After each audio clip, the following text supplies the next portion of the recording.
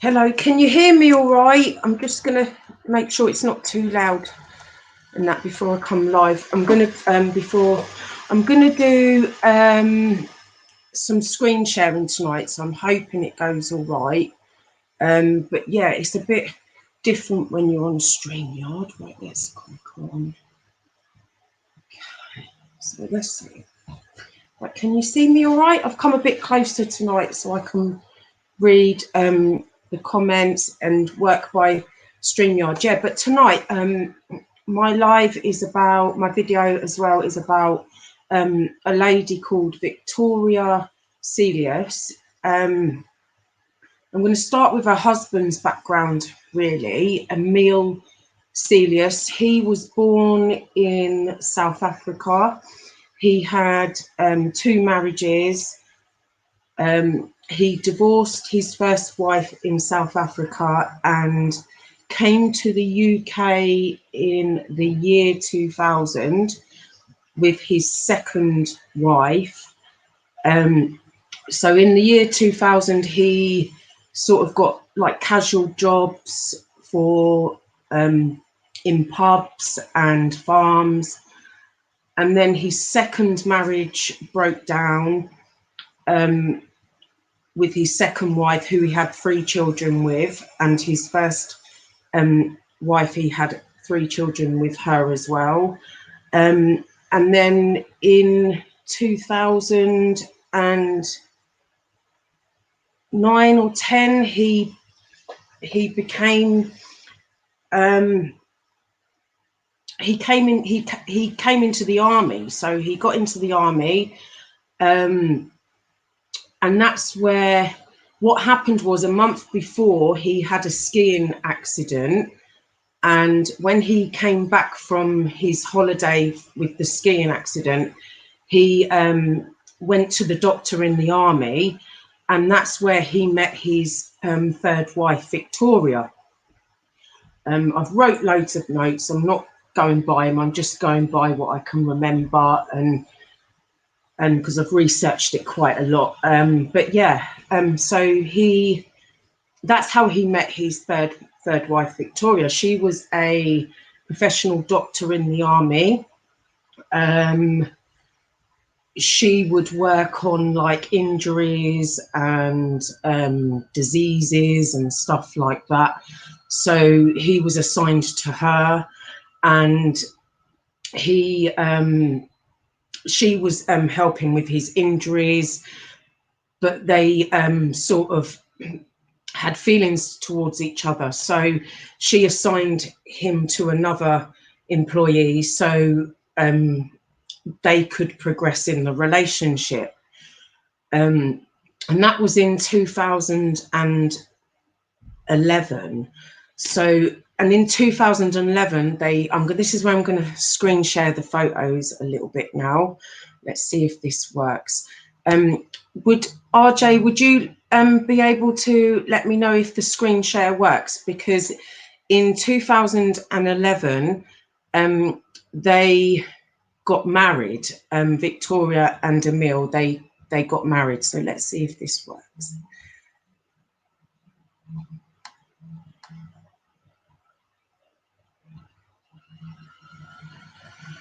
Has that worked? Can you see the photo of them married? Did you see it? Did you see that photo, RJ? Shall I try again? Just quickly, I should have done a test. No, right. If not, I'm just going to carry on. And can you see now the photo?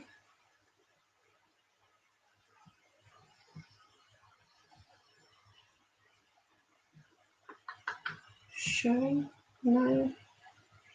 Sorry about this. No.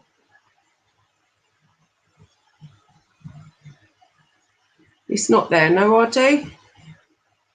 No picture. Okay, I've done it wrong then.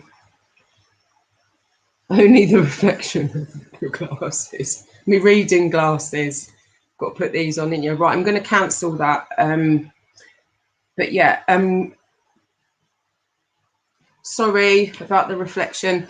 But yeah, they got married, and that was in 2011.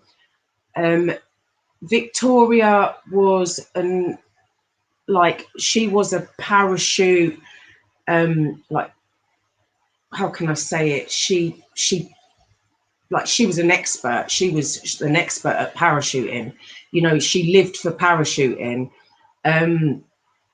She had, I think, 2,500 jumps under her belt, and she also got Emil to pass his parachute certificate as well. So he also done his training in parachuting. He knew how to parachute. They parachuted together. She loved it. She became an instructor with it as well. It was like her hobby. She loved parachuting. But yeah, in 2012, they had their first daughter. And let me go by the notes, I don't want to get it wrong. And in 2015, they had their second child, a little boy. And the baby boy was 6 weeks old. And Emil said to Victoria, what I'm going to do, I'm going to start staying at camp, which is going to save like the early morning traffic throughout the week. So it was a week before Easter Sunday. He said that to her, and he left on the Sunday. He tucked the children in. He went to camp, and Monday morning, Victoria woke up to the smell of gas. I mean, she just like opened all the windows. She called an engineer straight away. In the process of doing that, she was messaging Emil, telling him that she could smell gas. And his response was, "Did you turn the stove on?" You know, she sort of found that a bit weird. You know, you'd sort of say, "Get out, like, get the kids out," wouldn't you? Not, "Did you turn the stove on?" But the engineer turned up. He looked at the pipe where the gas was running, and there was a nut that had been loosened. So this nut was loosened. So the engineer screwed the nut back up as tight as he could, and he left. And so she was like messaging Emil like throughout the day, and he sent her a message saying, you know, for Easter, next week, Easter Sunday, I'm going to plan you a trip to go parachuting, you know, an Easter surprise sort of thing for her. So Easter Sunday arrived, and they all got ready to go to the airfield where the plane was, and she started to like sign the paperwork, because obviously you have to sign like all the paperwork before you go onto the plane. And Emil had took the parachutes, and he said, "Oh, I just need to go to the toilet." So he'd actually took her parachute into the toilet with him, or to the toilets with him at that time. So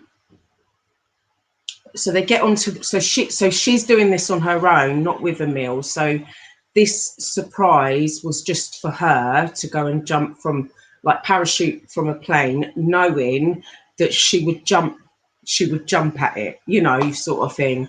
But yeah, so Victoria was 4,000 feet in the air, and it was her turn to jump from the plane. And she jumped, and as she, I think I'm remembering this right, as she jumped at 2.5 thousand feet, she went to pull the parachute, and it failed. And what it done, it was just sort of holding on with one of the strings, and what it was doing, it was twizzling her like that, frantically, out of control. So being an expert instructor at like parachuting, she sort of like went for the second parachute, but it failed to open. So she's now flying in the air with no parachutes opening, and she is just like going at speed. I mean, I wish I could show you the photos. I'm going to have to try and sort this again. See, I'm just not very good at things like that. But yeah, what I'm going to do, I think it was my friend Chaps messaged me and said maybe get a board behind and have the photos printed out until, like, just to show a bit more, you know, in depth that way for you.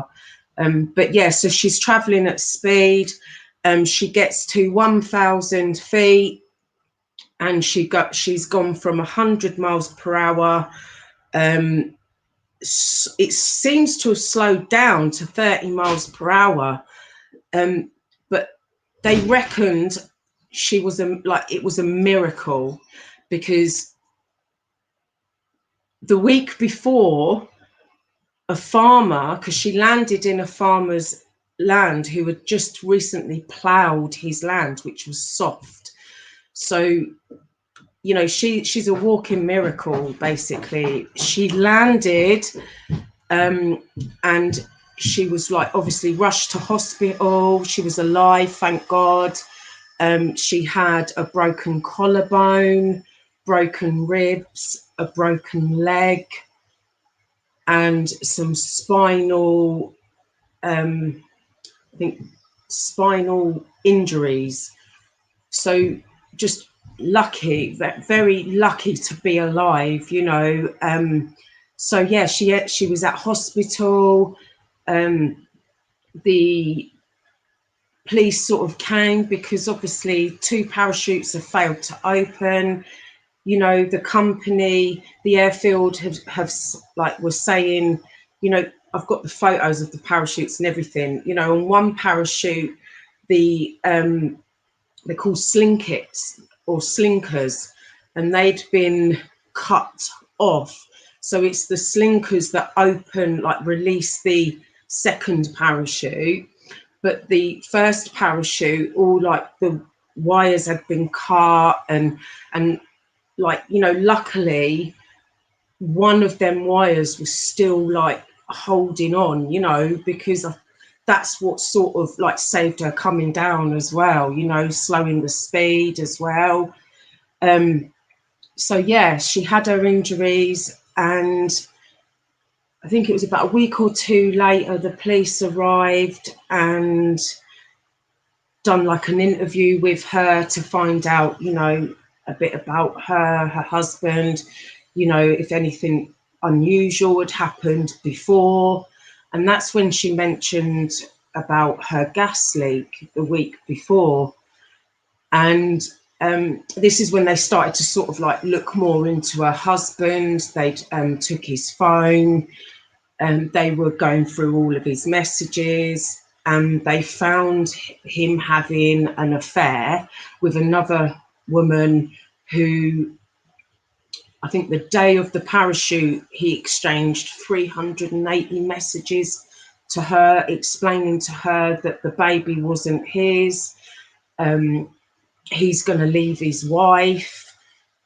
So yeah, so they sort of like were a bit like, oh, this, you know, this is not right at all. A couple of weeks before that, he, in the army, they do, I think it's a thing called PACE or PACT, which is an insurance. He took out an insurance on both of them, him and his wife. If anything was to happen, he would, Victoria or Emil would get a payout of £120,000. And then they found out he was £22 in debt, £22,000 in debt, sorry. So yeah, so they sort of brought him in for questioning, and that's when they arrested him for the attempted murder of his wife. And in think it was 2017, it went to court, and his wife, Victoria, at the time, she was just in denial. She just still could not believe that it was her husband. Her husband wanted to kill her. She just could not believe it, you know. But they reckoned that she was still under like coercive control by him. And when it came to the court, she came up to give her evidence, and she sort of like attacked the police, not her husband. So the jury went away, and they came back, and they basically said no. Is it no? He got found not guilty or not guilty. So it was like, so he got away with it, sort of thing. So, but luckily, like for the police, they had another chance of going back to get him for a retrial because he was found not guilty or guilty. And on the second trial in 2018, he was found on one count of attempted murder with the parachute. The second count was attempting murder with the gas leak, the pipe. And the third account was endangering his children, which I don't know how you all feel, but like I quite felt that was unfair, really. He should have been given attempted murder for his children as well, really, knowing that he's tucked his children in at night, gone to work, left, like unscrewed. It's bad enough what he done to his wife, you know, trying to kill her with the parachute. But I mean, tucking your own children in at night, going to work, knowing that you've unscrewed a nut off a gas pipe, knowing that if that would have exploded, you know, your children would have been in that explosion as well. I just feel really that count 3 should have been attempted murder, not endangering your children, considering he'd been charged count 2 of attempted murder for his wife on that count as well. But yeah, a monster, definitely. But yeah, what do you all reckon? You know, I mean, there is some real like this luckily miracle, you know, this lady survived. I'm gonna leave, she's actually brought out a book about it. I'm gonna leave in the description below her story. There's a documentary on it, so you can watch it, understand it a bit more, because my screen share didn't work again tonight. It's me, you see. Hi chaps, it's all right, doesn't matter, any you know, as long as like, don't matter if anyone's late, here, not here. I'm just happy that, you know, everyone comes in and sees me sometimes, or, you know, big love to you all. But yeah, I just think, you know, she's so lucky, such a miracle that she survived. You know, the farmer was ploughing his land the week before, which made the ground soften. You know, that possibly saved her on the impact. But I really feel, I just really feel that he should have got attempted murder on the count 3 for his children as well. But, you know, that's my opinion. That's how I feel. But yeah, I think that's it. I don't know if I've missed anything out, but yeah, see, I've done all of that without reading from my notes, so I'm getting better. But yeah, thank you for all coming in, and big love to you all. I'm going to have to sort it all out with my photos. I have to try and add them all in. But yeah, thank you chaps for the advice with the messaging me with the advice on the board. I'm going to do that if I can't sort my screen share out, have like pictures behind me. I think that might be more better for me if I go back into my kitchen and have them on the wall behind me. Just have to get my printer up and going again. But yeah, yes, definitely only by luck. You know, luckily she got up and she smelt the gas, and her instinct was to open the windows and call for an engineer straight away. You know, but his first words were, "Did you turn the stove on?" You know, you'd be like, "Get out, get the kids out and call someone," you know. But yeah, and she actually did message him saying, as a joke, "Are you trying to kill me?" As a joke. She actually said that, you know. I mean, but it turned out that he was trying to kill her, you know, the week after. But yeah, I'm going to leave it in the description below about her documentary and her book, if you like true life stories. But big love to you all. Thank you for all popping in. Peace out.